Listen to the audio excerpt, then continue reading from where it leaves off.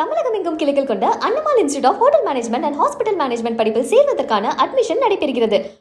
நெல்லை மாவட்ட கடலோர கிராம பகுதிகளில் உள்ள கடலில் இன்றும் நாளையும் கடலோர பாதுகாப்பு குழும காவல் ஆய்வாளர் சாந்தி தலைமையில் பாதுகாப்பு ஒத்திகை நடைபெறுகிறது. இது குறித்த கூடுதல் விவரங்களை நமது செய்தியாளர் விஜய் பிராங்க்லின் வழங்க கேட்கலாம். விஜய் பிராங்க்லின், கடலோர பகுதிகளில் உள்ள பாதுகாப்பு வழிமுறைகளை முன்னெடுப்பதற்காக சாந்தி தலைமையிலான குழு இன்று நடைபெற்றுக் கொண்டிருக்கிறது. தொடர்பான விவரங்களை பதிவு பண்ணுங்க. இந்தியாவில் கடந்த 2008ஆம் ஆண்டு கடல் வழியாக மும்பையில் புகுந்து பயங்கரவாதிகள் தாக்குதல் நடத்தினார்கள். இதில் பொதுமக்கள், காவல்துறையினர் கொல்லப்பட்டனர். இதைத் தொடர்ந்து கடலோர பாதுகாப்பை அதிகரிக்கும் விதமாக 6 மாதங்களுக்கு ஒருமுறை சாகர் கவாச் எனப்படும் பாதுகாப்பு ஒத்திகை பயிற்சி நடத்தப்பட்டு வருகிறது. இதனையொட்டி நெல்லை மாவட்டம் கூடன்குளம் கடலோர பாதுகாப்பு குழும போலீஸ் இன்ஸ்பெக்டர் சாந்தி தலைமையில் போலீசார் நெல்லை மாவட்ட கடல் பகுதிகளை தீவிரமாக கண்காணித்து வருகின்றனர்.